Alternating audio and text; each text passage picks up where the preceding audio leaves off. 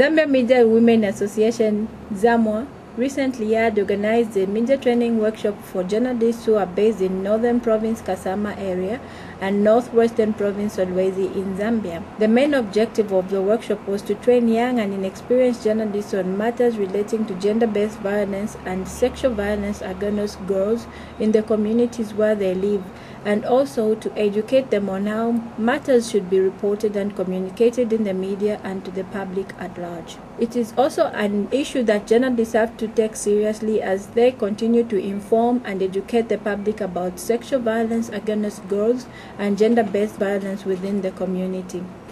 Violence and sexual abuse is a problem that has been affecting women and girls, and male children, on the other hand, are affected negatively to a larger extent. Many completely lost their self-esteem and their psychological health is negatively affected.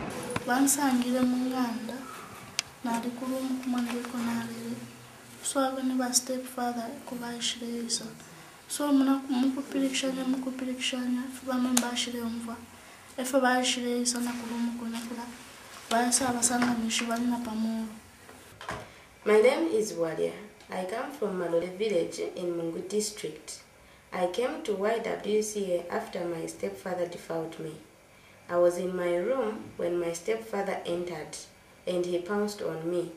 After I screamed, my mother entered and found him on top of me. That's when she called our neighbors and they took him to police cells. They took me to Mungu District Rural Health Center where they wanted to examine me. But the doctor who was supposed to examine me was not around. So they told us to wait for the vehicle to take us to Kasama General Hospital.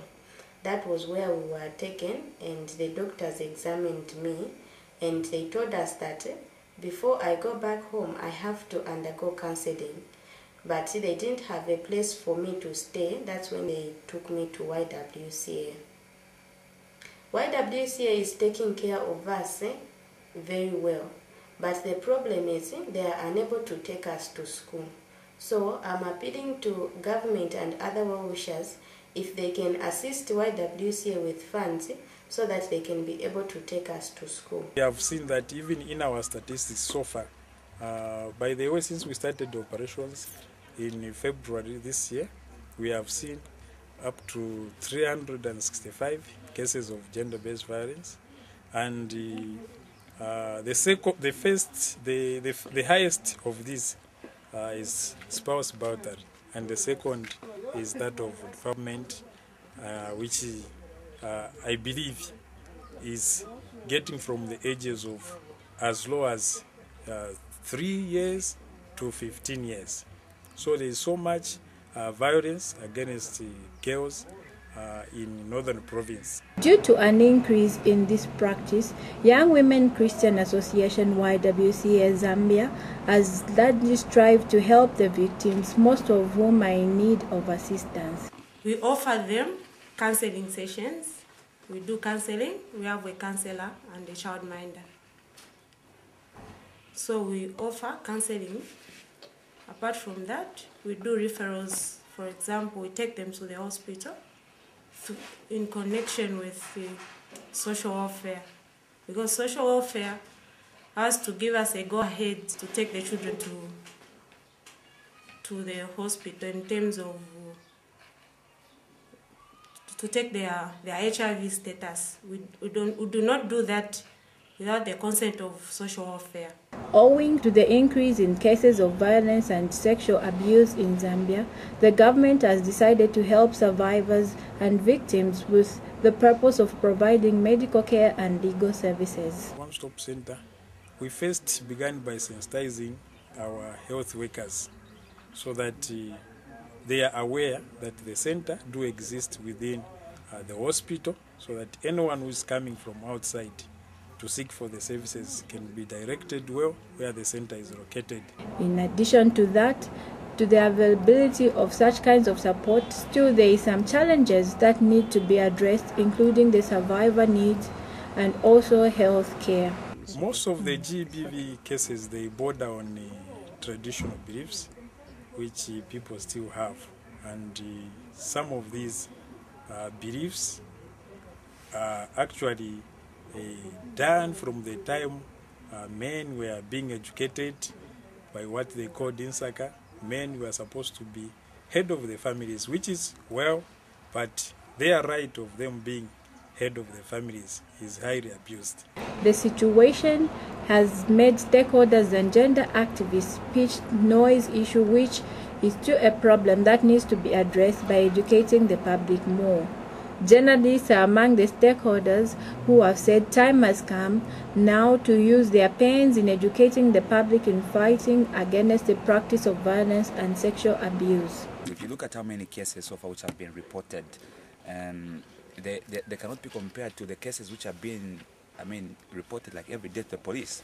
And what saddens me is the fact that from the place that we visited, we came to find out that most cases have been withdrawn. That's a major challenge, especially to people who are victimized. But I think as a reporter, it really tells me a lot that there's much more that I need to do, especially in terms of spreading the word about this case of gender-based violence. And one thing I have to appreciate is the fact that issues of how you need to report about these issues also came up. Who we need to target, especially when it comes to confidentiality and being accurate in the way we report. But all in all, I must say there's quite a lot that the media needs to do when it comes to reporting about gender-based violence, because the cases are on the increase.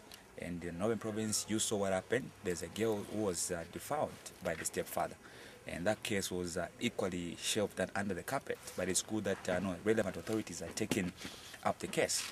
But all in all, like I've said earlier on, the media, we really need to do a lot in trying to report about the case of gender-based violence. Biggest challenge that we face here in Northwestern Province as reporters in regard to gender-based violence or sexual violence against girls is that it is the family,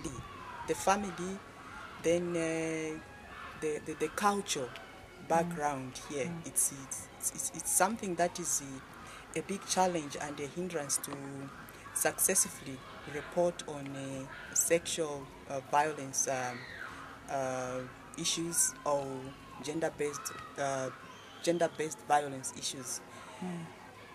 For example, you find that people take it that it is normal and right for a family to marry off a child who is supposed to be in school, or a child that has been defiled within a family circle. To them, they say we have to protect the name of the family. Therefore, cannot report this, and no one can actually force us to talk about it. Yet it is a social problem. It's a community problem. People don't openly discuss these issues, and that is a big challenge that as journalists face in this province.